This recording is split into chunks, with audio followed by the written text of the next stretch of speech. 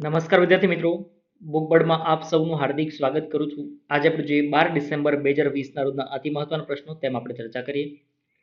ગુજરાત વિદ્યાપીઠના નવા કુલ નાયક તરીકે કોની પસંદગી કરવામાં આવી? ગુજરાત વિદ્યાપીઠના નવા કુલ નાયક તરીકે પસંદગી કરવામાં આવી છે રાજેન્દ્ર ખીમાણીની. હવે જોઈ શકો છો રાજેન્દ્ર ખીમાણી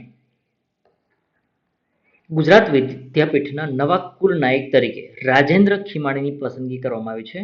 ગુજરાત વિદ્યાપીઠના હાલના કુલ નાયક કોણ છે? તો ડોક્ટર અનામિકા શાહ. ડોક્ટર અનામિકા શાહ છે, એમની બીજી ટર્મ એ પૂરી થવાની છે 31 ડિસેમ્બર 2020, એટલે કે ડિસેમ્બર 2020માં એમનો કાર્યકાળ પૂરો થવાનો છે બીજી ટર્મમાં. હવે પછીના નવા કુલ નાયકની પસંદગી હતી, તેના માટે કુલપતિના પ્રતિનિધિ તરીકેના અધ્યક્ષ સ્થાનની 3 સભ્યોની એક સર્ચ કમિટી રચાઈ હતી અને આ સર્ચ કમિટીએ અરજી મંગાવી હતી. ત્યારબાદ તેમાંથી 3 નામો પસંદ કરવામાં આવ્યા હતા. જેમાં 3 નામો કયા કયા હતા? ડોક્ટર રાજેન્દ્ર ખીમાણી, ડોક્ટર ભદ્રાયુ વચરાજાની અને સંજય ચૌધરી. આ 3 નામ હતા. આ 3 નામ પૈકી હવે જે પસંદગી પામ્યા છે તે ડોક્ટર રાજેન્દ્ર ખીમાણી. આ 3 નામો કુલપતિને સોંપાયા બાદ ડોક્ટર રાજેન્દ્ર ખીમાણીની નવા કુલ નાયક તરીકે પસંદગી કરવામાં આવી છે. જો કે આ રાજેન્દ્ર ખીમાણી એ અગાઉ ઘણા બધા વર્ષો સુધી વિદ્યાપીઠમાં રજિસ્ટ્રાર તરીકે રહી ચૂક્યા હતા અને એમનો રજિસ્ટ્રાર તરીકેનો જે કાર્યકાળ છે ખૂબ ચર્ચામાં રહ્યો હતો, વિવાદ ભર્યો હતો. કારણ કે જે ભરતી થઈ હતી, ભરતીમાં પણ કોઈને કોઈ કૌભાંડમાં સપડાય છે એવા આક્ષેપો હતા. ત્યારબાદ ફંડિંગમાં પૈસાની પણ ગેરરીતિ થઈ હતી, આવા ઘણા બધા આરોપ હતા. અને જોકે એનો વિરોધ એ પણ થઈ રહ્યો છે કે આ રજિસ્ટ્રાર તરીકે રહી ચૂક્યા હતા ત્યારે ઘણા બધા રીતે ચર્ચામાં રહેતા. જોકે એના કાર્યકાળમાં સૌથી વધારે કેસ નોંધાયા હતા, તો પણ હવે કેમ એમને કુલ નાયક તરીકે પસંદ કરવામાં આવ્યો છે એ પણ એકનો થોડો વિરોધ થયો છે.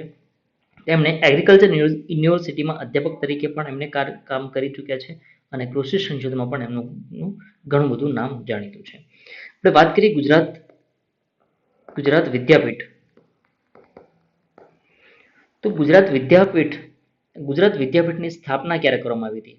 ગુજરાત વિદ્યાપીઠની સ્થાપના કરવામાં આવી હતી 18 ઓક્ટોબર 1920માં. તે સમયે કોઈ આપણે ગુજરાતનો જોડણી કોષ અસ્તિત્વમાં નહોતો, એટલા માટે ગુજરાત આ રીતે લખાયું હતું, ગુજરાત વિદ્યાપીઠ. પછીથી ગાંધીજીએ સાર્થ જોડણી કોષ અને ત્યાર પછી ગાંધીજીએ કહ્યું કે હવેથી ગુજરાતી ભાષામાં પોતાની જાતે કોઈએ સુધારા કરવાનો કોઈને અધિકાર નથી. એટલે હવે જો આપણે ગુજરાત લખીએ તો ગુજરાત આ રીતે લખીએ છીએ, અહીંયા રસ્વે લગાવે છે, પરંતુ અહીંયા દીર્ઘ લગાવે છે. ગુજરાતમાં ગુજરાત વિદ્યાપીઠ લખવું હોય ત્યારે આ રીતે લખાય છે, બાકી અન્ય કોઈ પણ ગુજરાત લખવું હોય તો આ રીતે લખાય છે. એ ખાસ યાદ રાખજો. ચલો, કોણે સ્થાપના કરી હતી? ગાંધી બાપુએ 1920માં. હાલના એના ચાન્સલર કોણ છે? ઇલાબેન ભટ્ટ અને વાઇસ ચાન્સલર છે ડોક્ટર અનામિકા શાહ. ચલો, બીજી વાત જોઈએ તો એમાં શરૂઆત ક્યાં થઈ હતી? ગુજરાત વિદ્યાપીઠની શરૂઆત એ કોચરબ આશ્રમ છે એની પાછળ ડાહ્યાભાઈના બંગલામાં એની શરૂઆત કરવામાં આવી હતી. તો બીજી એક મહત્વની વસ્તુ કે ગુજરાત વિદ્યાપીઠને ડીમ્ડ યુનિવર્સિટીનો દરજ્જો ક્યારે મળ્યો? ડીમ્ડ યુનિવર્સિટીનો દરજ્જો મળ્યો છે 1963માં. 1963માં ડીમ્ડ યુનિવર્સિટીનો તરીકેનો દરજ્જો એમને મળ્યો છે. The alliance for internet affordability દ્વારા બહાર પાડવામાં આવેલા ગ્લોબલ અફોર્ડેબિલિટી ઇન્ડેક્સ મુજબ વિશ્વમાં ભારતનું સ્થાન કેટલામું છે? ભારતનું સ્થાન કેટલામું છે કે જે ઇન્ટરનેટની વપરાશ માટે અફોર્ડેબલ હોય, એટલે કે એને એ પોસાય એવા દરે મળતું હોય ઇન્ટરનેટ, એવામાં ક્રમમાં ભારતનો ક્રમ કેટલામો છે? ભારતનો ક્રમ છે 11મો. વૈશ્વિક સંસ્થા the alliance for internet affordability દ્વારા ઇન્ટરનેટ અફોર્ડેબિલિટી અંગે એક રિપોર્ટ રજૂ કરવામાં આવ્યો હતો, જેમાં ભારત 70%, ઓલમોસ્ટ 70% સુધી કહીએ એટલે 69.77% લોકો સુધી આ ઇન્ટરનેટ પહોંચ્યું છે. એટલે કે એવું કહી શકે કે ભારતમાં 70% લોકો સુધી ઇન્ટરનેટ પહોંચ્યું છે, હજુ 30% લોકો સુધી ઇન્ટરનેટ નથી પહોંચ્યું એવું કહે છે. જોકે કુલ આ રિપોર્ટમાં તો એવું કહેવું છે કે કુલ જે 3.5 અબજ જેટલી વસ્તી, એટલે કે વિશ્વની અડધી વસ્તીને હજુ ઇન્ટરનેટ નથી મળ્યું, કારણ કે એની અફોર્ડેબિલિટી એને પોસાય એવા દરે નથી એવું કહી શકાય. કારણ કે આપણને ખબર છે કે જ્યારે શરૂઆત એક સમય એવો હતો કે જ્યારે આપણે ઇન્ટરનેટ એક જીબી લાવતા 1 GB કેટલું થતું? એવરેજ 250 રૂપિયા લાગતા હતા 1 મંથ 1 GB. અને હાલ 1 GB, 1.5 GB અથવા 2 GB તો આપણે એક દિવસમાં વાપરી લઈએ છીએ, અને તો પણ 250 રૂપિયા કરતાં ઓછા અથવા તો 250 રૂપિયાના દરમાં ડેઈલી આટલો આપણને યુઝ કરવા મળે છે. આ રિપોર્ટમાં ગ્લોબલ અફોર્ડેબિલિટી ઇન્ડેક્સ આપવામાં આવ્યો હતો, જેમાં કયા દેશમાં કેટલા ટકા નાગરિકોને નેટ કનેક્શન પોસાય છે તેનો ક્રમ રજૂ કરવામાં આવ્યો હતો. ભારતમાં આ ક્રમ કેટલામો છે? ભારતમાં આ 11મા ક્રમે છે. આ લિસ્ટમાં 72 દેશોનો સમાવેશ કરવામાં આવ્યો હતો, કારણ કે 72 દેશમાં સમાવેશ કરવામાં આવ્યો છે અને 72મા ક્રમે કયો દેશ છે? ઇસ્લામિક દેશ છે યમન, અને તેની અફોર્ડેબિલિટી 0 છે. હજુ આ લિસ્ટમાં અમેરિકા અને યુરોપના કોઈ દેશોનો સમાવેશ કરવામાં નથી આવ્યો, કારણ કે એ લોકો પહેલેથી જ પોતે દરેક લોકો ઘેર ઘેર ઇન્ટરનેટ કનેક્શન અવેલેબલ છે જ એમના પાસે, એટલે અન્ય બીજા 72 દેશોનો સમાવેશ કરવામાં આવ્યો હતો અને 72મા ક્રમે કયો છે? યમન દેશ છે. 2015 થી 2020 દરમિયાન ભારતમાં 1 GB ડેટાનો ભાવ સરેરાશ 60% સુધી ઘટ્યો છે, એટલે કે અહીંયા ભાવ ઘટ્યો છે અને આપણે અફોર્ડેબલ થયું છે. હવે થોડા ડેટા આપ્યા છે કયા દેશમાં કેટલું ઇન્ટરનેટ કનેક્ટ પોસાય છે એવો છે. અહીંયા દર આપ્યો છે ટકાવારી. મલેશિયા એ 85.67% લોકો, કોલંબિયા 85.26%, કોસ્ટારિકા 86.7%, 86.07%, અર્જેન્ટિના 80.56%, પેરુ 80.49%. આ રીતે અલગ અલગ રેન્ક આપ્યા છે અથવા તો પર્સન્ટેજ આપ્યા છે કે કયા દેશમાં કેટલું અફોર્ડેબલ છે, એટલે કેટલા લોકો ઇન્ટરનેટ માટે એને પોસાય એટલા દર છે. કયા કેન્દ્ર શાસિત પ્રદેશને 100% ઓર્ગેનિક જાહેર કરવામાં આવ્યો? 100% ઓર્ગેનિક જાહેર કરવામાં આવ્યો કયા કેન્દ્ર શાસિત પ્રદેશને? જુઓ, હવે કેન્દ્ર શાસિત પ્રદેશની વાત કરી, કારણ કે એક આપણે આગળ વાત કરી રાજ્ય તો હતું જ. કયું રાજ્ય હતું? ચલો ફટાફટ કમેન્ટમાં લખો, કમેન્ટમાં આન્સર લખો. કયું એક રાજ્ય 100% ઓર્ગેનિક ખેતી આધારિત હતું? હવે અહીંયા કેન્દ્ર શાસિત પ્રદેશનો ઉલ્લેખ કર્યો છે. ચલો ફટાફટ કમેન્ટમાં આન્સર લખો. કયું એક રાજ્ય હતું કે જે 100% ઓર્ગેનિક જાહેર કરવામાં આવ્યું હતું? ચલો આન્સર લખી લીધો હશે બધાએ. તો આ પહેલું રાજ્ય હતું સિક્કિમ. રાજ્યની દ્રષ્ટિએ પૂછે તો સિક્કિમ, અને કેન્દ્ર શાસિત પ્રદેશની દ્રષ્ટિએ પૂછે તો આપણો આન્સર આવશે લક્ષદ્વીપ. લક્ષદ્વીપ વિશે વાત કરીએ. લક્ષદ્વીપના કેટલો વિસ્તાર કેટલો છે એનો? 32 કિલોમીટર વર્ગ. 32 કિલોમીટર વર્ગ એનો વિસ્તાર છે અને વસ્તી લગભગ 65,000 જેટલી વસ્તી છે. 65,000 જેટલી વસ્તી છે. 11 જેટલા ટાપુ છે અને ત્યાં મોટાભાગની જે ભાષા બોલાય છે એ મલયાલી ભાષા બોલાય છે. જોકે આ દ્વીપ સમૂહ એ ભારતનો સૌથી નાનો કેન્દ્ર શાસિત પ્રદેશ છે અને પાટનગર કયું છે? પાટનગર કરવત્તી. કરવત્તીનું પાટનગર છે, જે કેરળથી જઈએ તો કેરળથી લગભગ 200-300 કિલોમીટરનું ડિસ્ટન્સ થાય છે. 200 થી 300 કિલોમીટરનું. આ જે વસ્તી છે એ 65,000 એ લાસ્ટ વસ્તી ગણતરી થઈ હતી 2001ની, એ અંતર્ગત ગણવામાં આવ્યું છે. 2001ની વસ્તી અને 2011ની વસ્તી પ્રમાણે 65,000 છે અને 2001ની વસ્તી હતી એ પ્રકારે જોઈએ જઈએ તો કંઈક 55,000 જેટલા લોકો ત્યાં રહેતા હતા. 55,000 જેટલાથી પણ ઓછા લોકો હતા અને 2011માં વસ્તી 65,000 એટલે કે 10,000 જેટલી વસ્તી વધી છે. કારણ કે એક ટાપુ ત્યાં એવો છે, ચલો તમારી કમેન્ટમાં લખવાનું છે, લક્ષદ્વીપનો એક ટાપુ એવો છે કે જ્યાં પર્યટકો માટે અવેલેબલ ત્યાં નથી. પર્યટકો માટે ત્યાં નો એન્ટ્રી છે. એવો 11 ટાપુ પૈકીનો કયો એક ટાપુ છે એ તમારે કમેન્ટમાં આન્સર લખવાનો છે. કૃષિ અને ખેડૂત કલ્યાણ મંત્રાલય દ્વારા લક્ષદ્વીપ કેન્દ્રશાસિત પ્રદેશને જૈવિક કૃષિ ક્ષેત્ર જાહેર કરવામાં આવ્યો, જેમાં 100% કાર્બનિક ક્ષેત્રનો દરજ્જો પ્રાપ્ત કરનાર સિક્કિમ રાજ્ય હતું અને ત્યારબાદ બીજા ક્રમે કેન્દ્રશાસિત પ્રદેશનો આ દરજ્જો મેળવનાર પ્રથમ બન્યું છે. જો હવે અહીંયા બીજું વસ્તુ એ પણ યાદ રાખજો, જ્યારે પણ ક્વેશ્ચન પૂછે છે ત્યારે યા તો રાજ્યનું પૂછ્યું હશે યા તો કેન્દ્રશાસિત પ્રદેશનું પૂછ્યું હશે. તો એ ખાસ યાદ રાખજો કે અહીંયા શું લખ્યું છે. આપણને ક્વેશ્ચનમાં શું પૂછ્યું? રાજ્યનું પૂછ્યું તો આપણો આન્સર સિક્કિમ, અને જો બાકી પૂછવું હોય કેન્દ્રશાસિત પ્રદેશ તો કેન્દ્રશાસિત પ્રદેશમાં આપણો આન્સર બને લક્ષદ્વીપ. કેન્દ્ર સરકારની કૃષિ વિકાસ યોજના સજીવ ખેતી સુધારણા કાર્યક્રમ હેઠળ યુટીનો આખો 32 ચોરસ કિલોમીટરનો વિસ્તાર એ કાર્બનિક જાહેર કરવામાં છે. એટલે કે આખો 32 કિલોમીટરનો જે વિસ્તાર છે, 32 કિલોમીટરનો વિસ્તાર એટલે આપણે એને જો સ્ક્વેર કિલોમીટરમાં જોઈએ તો લગભગ 12 સ્ક્વેર મીટર આસપાસનો આ વિસ્તાર થાય. આટલા વિસ્તારમાં એને આખું જૈવિક જાહેર કરી દેવામાં આવ્યું છે, એટલે કે જે ઓર્ગેનિક તરીકે એનો ઉપયોગ કરાય છે. ઓર્ગેનિક ફાર્મિંગ એટલે શું? તો ઓર્ગેનિક ફાર્મિંગ એટલે શું તેમાં જોઈએ એવી ટેકનિક કે જેમાં કુદરતી રીતે છોડની ખેતી અને પ્રાણીનો ઉછેર થાય છે. ઘણી વખત તમે જોયું હશે કે સેન્દ્રીય ખાતર, જે કેમિકલ યુક્ત ખાતર છે, કેમિકલ યુક્ત ખાતરનો અથવા દવા, જે કેમિકલ યુક્ત દવા છે એનો દવાનો છંટકાવ ન કરે અને પ્રાણીઓ આધારિત એની ખેતી કરવામાં આવે તો તમે ઘણી વખત જોયું હશે જીવામૃત અને આ અલગ અલગ પ્રકારના બધા એવી વસ્તુઓ છે કે જે ગૌમૂત્રમાંથી બનાવાતું હોય છે, ગાયના અને ભેંસના છાણમાંથી બનાવતું હોય, મતલબ પ્રાણીઓના છાણમાંથી બનાવતું હોય, સેન્દ્રીય ખાતર અળસિયા દ્વારા પણ બનાવતું હોય, જીવામૃત, આ બધી વસ્તુઓના ઉપયોગ કરીને જમીનની ફળદ્રુપતા અને ઇકોલોજીકલ સંતુલનને રોકવા કૃત્રિમ પદાર્થો છે એનો ઉપયોગ ઓછો થાય છે, એકદમ ઝીરો થઈ જાય છે. અને જૈવિક ખેતીનો ઉદ્દેશ કયો છે તો કચરો અને પ્રદૂષણ અટકાવવાનો એનો મુખ્ય હેતુ હોય છે. વર્ષ 2000માં ઓર્ગેનિક ફાર્મિંગ પોલિસી શરૂ કરનાર પ્રથમ રાજ્ય ઉત્તરાખંડ હતું, જે આપણા માટે પરીક્ષણ દ્રષ્ટિએ ખૂબ મહત્વનું છે. 100% ઓર્ગેનિક બનનાર સિક્કિમ એ પહેલું રાજ્ય હતું. જો દેશમાં આપણે વાત કરીએ તો ટકાઉ ધોરણે ખાદ્ય સુરક્ષાની ખાતરી કરવા માટે ચોખા, ઘઉં, કઠોળ આના ઉત્પાદનમાં વધારો કરવા માટે આ રાષ્ટ્રીય ખાદ્ય સુરક્ષા મિશન લાગુ કરવામાં આવ્યું હતું. ક્લાઇમેટ ચેન્જ પરફોર્મન્સ ઇન્ડેક્સ 2021માં ભારતનું સ્થાન કયું રહ્યું?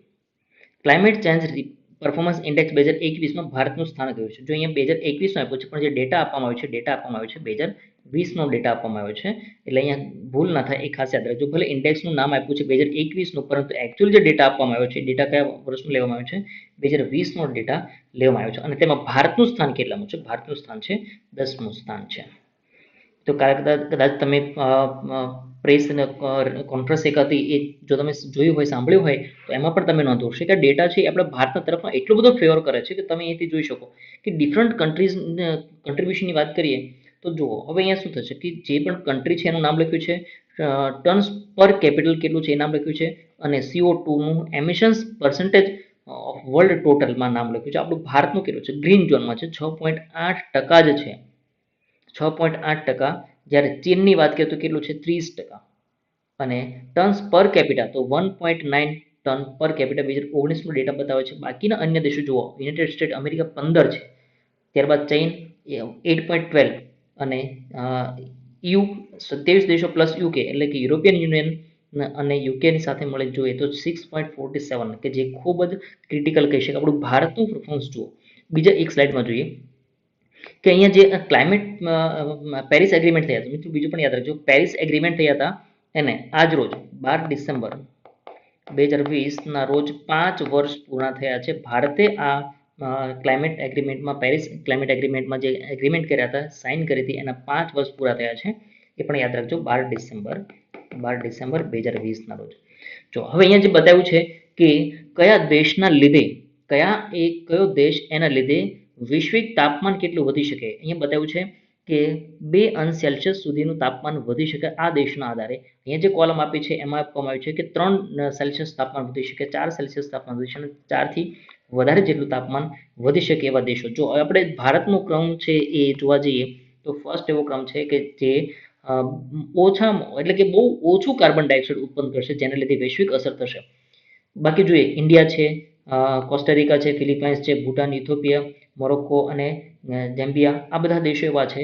એમાંથી માત્ર જોઈએ G20ના દેશોની વાત કરીએ તો G20માં એકમાત્ર દેશ એવો છે ઇન્ડિયા કે જે G20માં હોય અને તે એના લીધે કાર્બન ડાયોક્સાઇડનું ઉત્પાદન થશે. કેટલું થશે? બહુ ઓછું થશે, એટલે કે 2°C જેટલો ફેરફાર થશે. જ્યારે 3° જેટલું તાપમાન કયા દેશો વધારશે? યુરોપિયન યુનિયન છે, Canada, Australia, Norway, Switzerland, Brazil, Mexico, Peru, New Zealand, Kazakhstan, આ બધા દેશો છે. જ્યારે 4° આસપાસની ચીન, Japan, Indonesia, south Africa, Singapore, આ બધા જે દેશો છે એ, અને 4થી વધારે એમાં અમેરિકા, રશિયા, સાઉદી અરેબિયા, તુર્કી અને યુક્રેન જેવા દેશો છે. આપણે જે ટાર્ગેટ કરીએ તો એક USA, ચીન, જાપાન, ત્યારબાદ કેનેડા, ઓસ્ટ્રેલિયા, આ બધા દેશો છે કે જે આપણા કરતાં ઘણું બધું વધારે કાર્બન ઉત્સર્જન કરશે, આવું કહેવામાં આવ્યું છે. ક્લાઇમેટ ઇન્સ્ટિટ્યૂટ, જર્મન વોચ અને CAN એટલે કે ક્લાઇમેટ એક્શન નેટવર્ક દ્વારા તાજેતરમાં બહાર પાડવામાં આવેલા ક્લાઇમેટ ચેન્જ પરફોર્મન્સ ઇન્ડેક્સમાં ભારતનું સ્થાન 10મું સ્થાન રહ્યું છે. જો કે આ સ્થાન આપણે ગયા વર્ષે પણ 10મું સ્થાન એટલે સતત બીજી વખત આપણે આ સ્થાન જાળવી રાખ્યું છે, 10મું સ્થાન છે. વર્ષ 2020ની જેમ જ 2021ના ઇન્ડેક્સમાં ટોપ 3 કમાન્ડ આપવામાં આવ્યું નથી, કારણ કે કોઈ પણ દેશ પેરિસ જળવાયુ લક્ષ્ય ગ્લોબલ વોર્મિંગને 1.5°C થી ઓછી રાખવાની રણનીતિને પૂર્ણ કરી શક્યું નથી. જો અહીંયા જે પણ દેશો આપવામાં આવ્યા હતા એ દેશો એક આખું લિસ્ટ તમને ટેલિગ્રામ પર આપી દઈશ, એક આખી PDF છે, એ સરસ મજાની PDF કે જેમાં કયા કયા દેશને ક્રમ આપવામાં આવ્યો છે એ આખી સંપૂર્ણમાં વિગતો આપવામાં આવી છે. 1, 2 અને 3 દેશોમાં 1, 2 થી અને 3 નંબરમાં કોઈ પણ દેશને સ્થાન મળ્યું નથી. આખો ઇન્ડેક્સ છે એ ઇન્ડેક્સ તમારે એક વખત ક્લિયરલી જોઈ લેવાનો છે. એની પીડીએફ તમને આ જે ઇન્ડેક્સ છે એ ઇન્ડેક્સની ઇન્ડેક્સ પીડીએફ તમને ટેલિગ્રામ પરથી મળી રહેશે. તો એ તમે ટેલિગ્રામ પરથી એકવાર આ પીડીએફ જોઈ લેજો.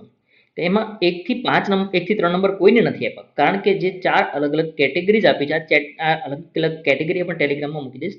તો આ 4 અલગ અલગ કેટેગરીઝ છે એ કેટેગરીઝમાં એક પણ ફૂલફિલ થતું નથી, એટલે 1 થી 3માં કોઈને રેન્ક આપવામાં આવ્યો નથી. ઇન્ડેક્સ મુજબ માત્ર 2 G20 દેશો ભારત અને યુકે એ શ્રેષ્ઠ 10 દેશોની યાદીમાં રહ્યા છે. બાકીના 6 દેશ એવા છે કે જે સાઉદી અરબ, યુએસએ, દક્ષિણ કોરિયા, ઓસ્ટ્રેલિયા, રશિયા સૌથી નીચા ક્રમે રહ્યું છે. ભારતનું ગ્રીન હાઉસ ગેસ ઉત્સર્જન એ 2005ની તુલનામાં 2030 સુધીમાં 33% ઘટી અને 3.5% થઈ જશે. જે આપણે ખરેખર જે આપણે એગ્રીમેન્ટ કર્યો હતો અને જે પ્રોમિસ કર્યું હતું એ પ્રોમિસને આપણે વળગી રહ્યા છીએ. આ સૂચકાંકમાં સ્વીડિશ 4થા ક્રમે છે, યુકે 5મા ક્રમે, ડેનમાર્ક 6ઠ્ઠા ક્રમે, મોરોક્કો 7મા, નોર્વે 8મા, ચીલી 9મા ક્રમે રહ્યું છે અને ભારત આપણું એ કેટલામા ક્રમે રહ્યું છે? ભારત આપણું 10મા ક્રમે રહ્યું છે. નિવૃત્તિ લીધેલા ખેલાડીઓને રોજગાર આપવા માટે કેટલા ખેલો ઇન્ડિયા કેન્દ્ર ખોલવામાં આવશે? ખેલો ઇન્ડિયા કેન્દ્ર ખોલવામાં આવશે. કેટલા સંખ્યામાં ખોલવામાં આવશે? તો 1000 કેન્દ્રો ખોલવામાં આવશે. તાજેતરમાં યુવા બાબતો અને રમતગમત કેન્દ્રીય મંત્રી કોણ છે? ચલો ફટાફટ તમે આન્સર કરો, કમેન્ટમાં આન્સર કરો. ત્યાં સુધી હું જોઉં છું કમેન્ટમાં. કેન્દ્રીય રમતગમત મંત્રી કોણ છે કે જેને આ જાહેરાત કરી હતી? કેન્દ્રીય રમતગમત મંત્રી મેં બહુ બધી વખત અહીંયા આપણે સ્પષ્ટતા કરી છે કે કેન્દ્રીય રમતગમત મંત્રી કે જે ખૂબ જ સારા જબરજસ્ત જુસ્સાથી પાર્ટિસિપેટ કરતા હોય, કોઈ પણ રમત હોય તો એ પર્સનલી ત્યાં એટલું ફીલ કરે છે. એવું નહીં કે ચલો પોલિટિકલી રીતે પહોંચી ગયા, મંત્રાલય મળી ગયું એટલે મંત્રાલયનો લાભ લઈએ, એવું નહીં. પણ એ એકચ્યુઅલ જે ખરેખર સ્પોર્ટ્સમેનને શોભે એ પ્રકારનું અને કેન્દ્રીય મંત્રીને શોભે એ પ્રકારનું પોતે મંત્રાલય ધરાવે છે. ફટાફટ કમેન્ટમાં તમે આન્સર લખો કે ચલો કોણ છે. ફટાફટ તમે કમેન્ટમાં આન્સર લખો કે આ મંત્રી કોણ છે, કેન્દ્રીય રમતગમત મંત્રી કોણ છે, એ તમારે ફટાફટ કમેન્ટમાં આન્સર કરો. ચલો આગળ વધીએ. કિરણ રિજિજુ કેન્દ્રીય રમતગમત મંત્રી કોણ છે? કેન્દ્રીય રમતગમત મંત્રી કિરણ રિજિજુ એમણે ભારતમાં 1000 ખેલો ઇન્ડિયા કેન્દ્રો શરૂ કરવા માટેની જાહેરાત કરી છે. જેમાં federation of Indian chamber of commerce and industry દ્વારા આયોજિત આ 10મી ગ્લોબલ સ્પોર્ટ્સ સમિટમાં આ જાહેરાત કરવામાં આવી હતી. અને જે આ કેન્દ્રો કેવા હશે? તો નિવૃત્ત જે રમતગમતવીરો છે એમને રોજગાર આપવામાં પણ મદદ કરશે અને દેશમાં રમતગમતની જે સંસ્કૃતિ છે એને પ્રોત્સાહન આપવામાં પણ ઘણો બધો ફાયદો થશે. કારણ કે એ વ્યક્તિઓ એવા છે કે જેમણે પ્રેક્ટિકલી એમને ફીલ કર્યું છે અને ફિઝિકલી એવા પણ ફિટ હોય છે. અને આવનાર જે પેઢી છે, તો હવે પછી જે વ્યક્તિ સ્પોર્ટ્સમાં જવા માંગે છે તો એમને સારામાં સારી રીતે ટ્રેન કરશે. ભારતને લોસ એન્જલસ 2028 ઓલિમ્પિક્સમાં ટોપ 10 મેડલ લાવનારા દેશમાં સામેલ કરવા માટે થઈને પણ હાલ આપણું રમતગમત મંત્રાલય કામ કર્યું છે. અને એટલા માટે જેટલા પણ સ્પોર્ટ્સ પર્સન છે એનો જેટલા વધારે ફાયદો મળી શકે એ ફાયદો જે હવેના સ્પોર્ટ્સ પર્સન છે એમને આપવામાં આવશે, જેથી કરીને આપણે લોસ એન્જલસ 2028ના ઓલિમ્પિક્સમાં ટોપ 10માં મેડલ લાવવામાં પણ આપણું લક્ષ્ય છે, એ ટાર્ગેટ આપણે હાંસલ કરી શકીએ. આ પહેલા જૂન 2020માં ખેલો ઇન્ડિયા કાર્યક્રમ અંતર્ગત ખેલો ઇન્ડિયા સેન્ટર ઓફ એક્સલન્સની શરૂઆત કરવામાં આવી હતી. આ કેન્દ્રો દેશમાં એક મજબૂત રમતગમતની ઇકોસિસ્ટમ બનાવવા માટે સ્થાપિત કરવામાં આવે છે. એટલે કે આપણે જે રમતગમત પ્રત્યે તમને યાદ હશે કે ઘણી બધી વખત આપણે રમતગમત ક્ષેત્રે એવી આપણે વાત કરી છે કે ભારત હવે રમતગમત ક્ષેત્રે આગળ વધવા માંગે છે. ઘણા બધા દેશોથી પણ આપણે પાછળ છીએ, હવે એને આગળ જવા માંગીએ છીએ. ખેલો ઇન્ડિયા કાર્યક્રમ 2018માં શરૂ કરાયો હતો, જેમાં કેન્દ્ર સરકાર દ્વારા 10% ભંડોળ આપવામાં આવ્યું. આ યોજના અંતર્ગત પસંદ થયેલ રમતવીરો સતત 8 વર્ષ સુધી 5 લાખની શિષ્યવૃત્તિ મળવાપાત્ર છે. પ્રોફેશનલ ફૂટબોલ લીગમાં ગોલ નોંધાવનારી પ્રથમ ભારતીય મહિલા ફૂટબોલર કોણ બની? પ્રથમ ભારતીય મહિલા ફૂટબોલર પ્રોફેશનલ ફૂટબોલ લીગમાં ગોલ કરનાર કોણ બની છે? તો આપણો આન્સર થશે બાલાદેવી. બાલાદેવી એ પ્રોફેશનલ ફૂટબોલ લીગમાં ગોલ નોંધાવનારી પ્રથમ ભારતીય મહિલા ફૂટબોલર બની છે. રેન્જર્સ એફસી તરફથી રમતી બાલાદેવી તેમણે કારકિર્દીનો પ્રથમ ગોલ ફૂટબોલ લીગ ઓફ યુરોપમાં મધરવેલ એફસી સામે કર્યો હતો. બાલાદેવી આ ગોલ મેચની 85મી મિનિટે કર્યો હતો. એટલે કે 85 મિનિટની આસપાસની રમત થઈ ત્યારે એમને આ ગોલ ફટકારી દીધો હતો. મેચમાં રેન્જર્સ એફસીએ મધરવેલ એફસીને 9-0ના અંતરે હરાવી બાલાદેવી વ્યવસાયિક કરાર મેળવનારી ભારતીય મહિલા ફૂટબોલર બની છે. તાજેતરમાં WTA એટલે કે WTA પુરુષો થશે women's tennis association player of the year તરીકે કોની પસંદગી કરવામાં આવી? WTA player of the year તરીકે પસંદગી કરવામાં આવી છે સોફિયા કેનિનની પસંદગી કરવામાં આવી છે. ઓસ્ટ્રેલિયન ઓપનમાં ગ્રાન્ડ સ્લેમ સિંગલ્સનો ખિતાબ મેળવનાર અમેરિકન ખેલાડી સોફિયા કેનન એમને WTA player of the year તરીકે પસંદ કરવામાં આવે છે. WTA એટલે વર્લ્ડ વુમન્સ ટેનિસ એસોસિએશન. મિત્રો અહીંયાથી ક્વેશ્ચન એવું પણ પૂછી શકે કે આ સોફિયા કેનન છે એ કયા દેશની ખેલાડી છે? તો અમેરિકન ખેલાડી છે. આ સાથે તે Serena Williams, Martina Navratilova, Lindsay Davenport, Tracy Austin, Chris Evert, Venus Williams અને જેનિફરની ક્લબમાં જોડાઈ ગઈ છે. જોકે હમણાં ખિતાબ એમને આઠમી વખત આ વ્યક્તિ ખિતાબ જીતનાર 8મી વ્યક્તિ બની છે. કેનીને સેમીફાઇનલમાં વિશ્વની નંબર 1 એશ્લે બાર્ટી અને ફાઇનલમાં 2 વખતની ગ્રાન્ડ સ્લેમ ચેમ્પિયન ગર્બિન મુગુરુઝાને પણ એમણે હરાવી છે.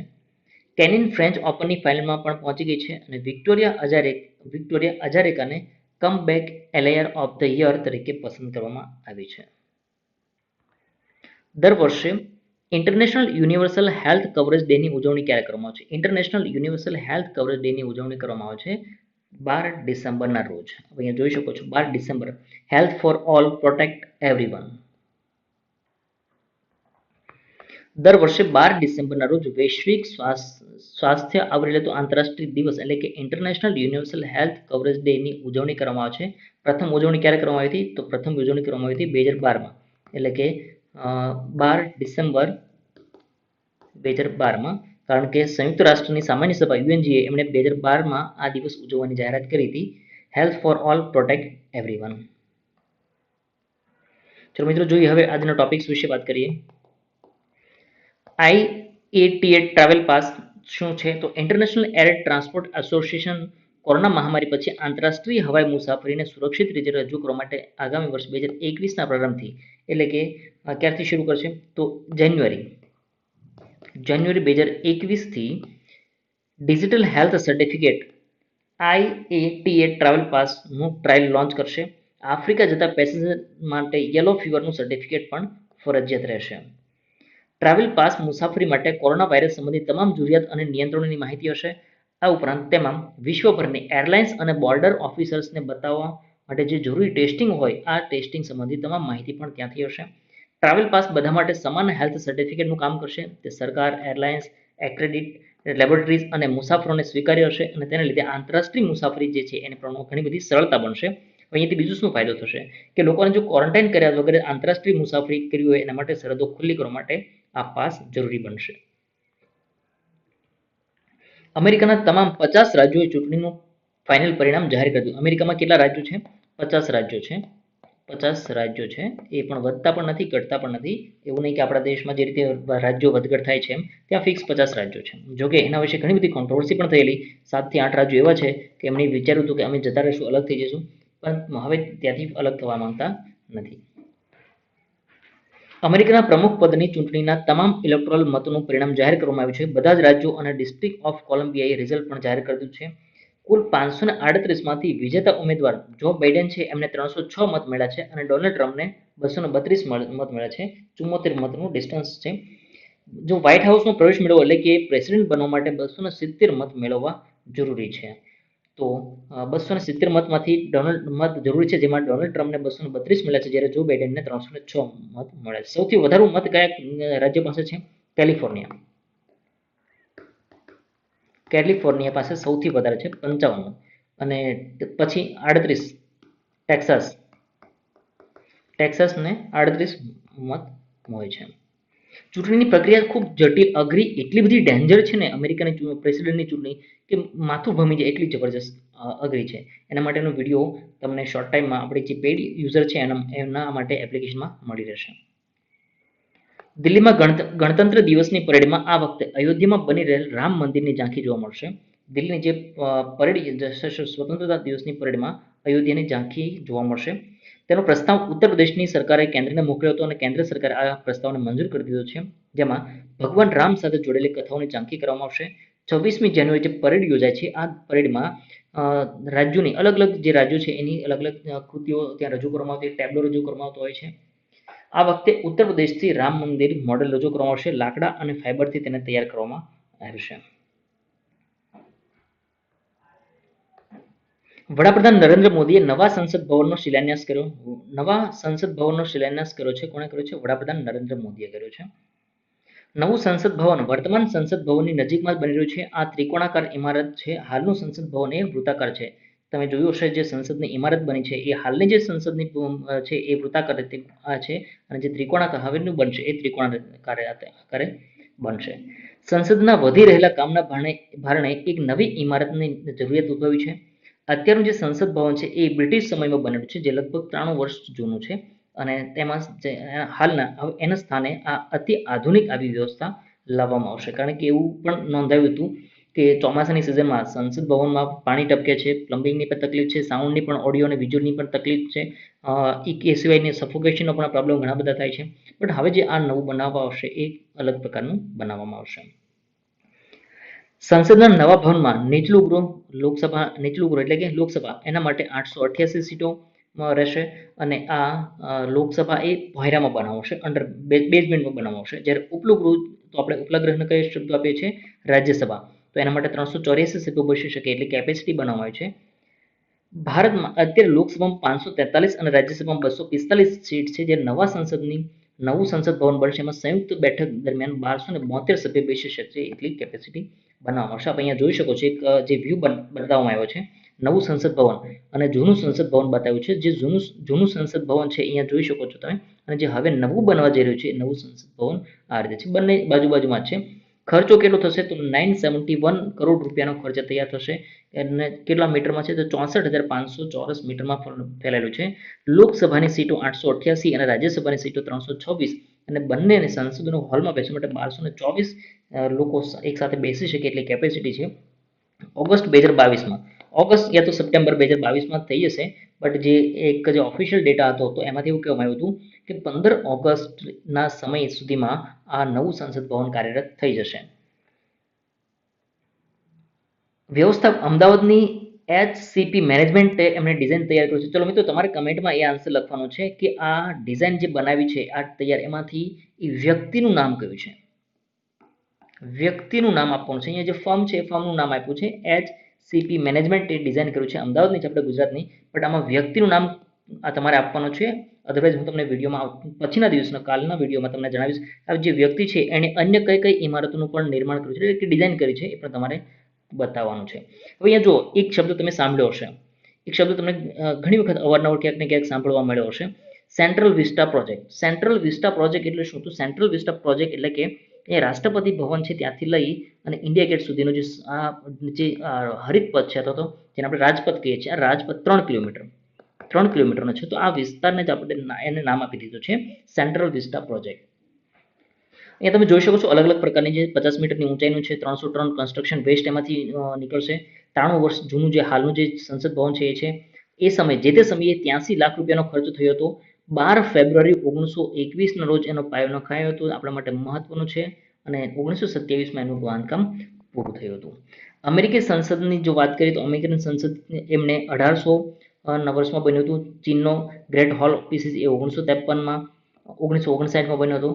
ઇટલીનો પ્લોઝા માડામાં એ 16મી સદીમાં. બટ અહીંયા એવું પણ એક વિરોધ થઈ રહ્યો હતો વિરોધી પક્ષ દ્વારા અથવા તો અન્ય લોકો દ્વારા કે હાલ ભારત દેશ આટલી મંદીમાંથી થતો આવા ખર્ચોમાં જપડાઈ ગયું છે કોરોનાના કેસમાં. તો હાલ આટલું 971 કરોડ એનાથી પણ વધુ ખર્ચો વધી શકે છે. તો 1000 કરોડનો ખર્ચો કરવાની શું જરૂર છે? હાલની જે પરિસ્થિતિ છે એ પરિસ્થિતિને ધ્યાને લેતા આટલો મોટો ખર્ચ કરવાની કોઈ જરૂર નથી. કોંગ્રેસ પક્ષનું તો એવું કહેવું હતું કે કોઈનું શબ હોય, નનામી હોય, કોઈને મૃત્યુ થયું હોય એ સમયે ડીઝે વગાડવા જેવી આ ઘટના બની છે. આ રીતનો પણ એનો વિરોધ થયો હતો કારણ કે આપણું તો કેટલા વર્ષ જૂનું છે? 93 વર્ષ જૂનું છે. બાકી અમેરિકાનું જુઓ, અમેરિકાનું 1800ના વર્ષમાં બનાવ્યું હતું. બ્રિટનની વાત કરીએ તો બ્રિટને જે દેશ આપણા પર શાસન કર્યું હતું એ બ્રિટન એ 1000થી પણ વધારે વર્ષ પહેલા એમણે બનાવેલું હતું. હજુ પણ ચાલે છે અને એમનું જે 1800 યા 1000 વર્ષના સમય આસપાસ બનાવેલું હતું અને એમનું લાસ્ટ જે સમારકામ થયું હતું એ લગભગ 170 યા 80 વર્ષ પહેલા સમારકામ થયું હતું અને એ સમયે 30 વર્ષ સુધી એનું સમારકામ ચાલ્યું હતું. બટ હાલમાં પણ રિપેરિંગ છે. બટ ઇન શોર્ટ એટલું મારું કહેવાનો મતલબ એ છે કે બ્રિટને જે દેશ પર આપણે દેશ પર રાજ કર્યું છે, તો એમનું જે સંસદ છે, પાર્લામેન્ટ છે, એ તો બહુ જૂના વર્ષો પહેલાનું છે. એમને બદલવાની જરૂર નથી પડી, તો આપણે કેમ બદલવાની જરૂર પડી? આ ઘણા બધા આવા કોઈને કોઈ વાક્યો હતા એવા કોંગ્રેસ દ્વારા કે જે ખૂબ ચર્ચામાં આવ્યા હતા. નવી ઇમારતમાં એક ભવ્ય કોન્સ્ટિટ્યુશનલ હોલ બનશે, એટલે કે એક સંવિધાન ટાઈપનો એક હોલ બનાવવામાં આવશે, જેમાં ભારતના લોકતાંત્રિક વારસાને પ્રદર્શિત કરવામાં આવશે. ભારતના બંધારણની જે મૂળ કોપી છે, મૂળ નકલ છે, એને પણ ત્યાં રાખવામાં આવશે. આજે સાથે જ જ્યાં સાંસદોને બેસવા માટે એક મોટો હોલ, લાઇબ્રેરી, કમિટીઓ માટે કેટલાક ઓરડાઓ અને ભોજન કક્ષ, પાર્કિંગની પણ જગ્યા રાખવામાં આવશે. આખું પ્રોજેક્ટ એનું નિર્માણ 64,500 વર્ગ મીટરમાં છે અને હાલમાં આ જે નવું સંસદ ભવન છે એ જૂના સંસદ ભવન કરતાં 17,000 વર્ગ મીટર વધારે મોટું છે. તો અહીંયા જે આખું ઈ લાઇબ્રેરી ટાઈપ બનાવવામાં આવશે. સંસદ ભવન છે ને એ સંસદ ભવન ટાઈપ બનાવવામાં આવશે, કારણ કે એ પેપરલેસ બધી સુવિધા છે, પેપરલેસ હશે, એટલે કે કોઈ પણ મોટાભાગના પેપરનો અહીંયા કોઈ ઉપયોગ કરવામાં આવશે નહીં. હવે વર્તમાન સંસદ ભવન છે તો એનું શું થશે? વર્તમાન સંસદ ભવનનો ઉપયોગ સંસદીય આયોજનો માટે કરવામાં આવશે. 566 મીટર વ્યાસવાળા સંસદ ભવનનું નિર્માણ 1921માં થયું હતું અને 6 વર્ષ એને લાગ્યા હતા. 83 લાખનો ખર્ચો થયો હતો. 1927માં ગવર્નર જનરલ લોર્ડ ઇર્વિને તેનું ઉદ્ઘાટન કર્યું હતું અને તેની ડિઝાઇન કોણે કર્યું હતું? એડવિન લ્યુટિયસ હર્બર્ટ બેકરે એમનું આ ડિઝાઇન કરી હતી. નવા સંસદ ભવન છે એનો ખર્ચો 971 કરોડ થશે અને નવું સંસદ ભવન એ કઈ કંપની બનાવ્યું છે? ટાટા પ્રોજેક્ટ લિમિટેડ મળ્યું છે, કારણ કે એમને 2020માં સપ્ટેમ્બર 2020માં એક જે બોલી લગાવવામાંથી ઓપ્શન થયું હતું એમાં સૌથી ઓછો રેટ એમના આવ્યો હતો, એમને બનાવ્યું હતું. મારા ખ્યાલથી ટાટા જે છે, ટાટા કંપની, ટાટા સન્સ એટલું જબરજસ્ત એ દેશ માટે કરવા માંગે છે. એમનું તમને યાદ હશે મિત્રો, 66% જે એનો આવક છે, અથવા 66% એનો નફો, એ 66% નફો એ ચેરિટીમાં જાય છે. જો અગર એ ચેરિટીમાં ન આપે તો એ વિશ્વના સૌથી રિચેસ્ટ પર્સન તરીકે પોતાનું નામ નોંધાવી શકે, પરંતુ 66% એની આવકનો 66% જે હિસ્સો છે એ 66% ચેરિટીમાં જાય છે. તો મારા ખ્યાલથી એવું હશે કે ટાટા પ્રોજેક્ટ એવું વિચાર્યું છે કે ભલે નફો ન થાય તો કંઈ નુકસાન કરીને પણ આ બિલ્ડિંગ બનાવવું, કારણ કે આ એક ઇતિહાસ બની જશે ટાટા માટે. તો આ હિસાબથી પણ એમને આ ઓછી ભાવમાં કરવા માટે એગ્રી થયા હતા. નવું સંસદ ભવન સેન્ટ્રલ વિસ્ટા પ્રોજેક્ટનો ભાગ છે. આ પ્રોજેક્ટને ગુજરાત સ્થિત આર્કિટેક્ટ ફર્મ એચઈપી ડિઝાઇન દ્વારા એને ડિઝાઇન કરવામાં આવ્યું છે. સેન્ટ્રલ વિસ્ટા પ્રોજેક્ટમાં અન્ય શું શું છે? તો સંસદની નવી ઇમારત ઉપરાંત આ પ્રોજેક્ટ હેઠળ એક કોમન કેન્દ્રીય સચિવાલય બનાવવામાં આવશે. ત્યાં મંત્રાલયની ઓફિસો હશે.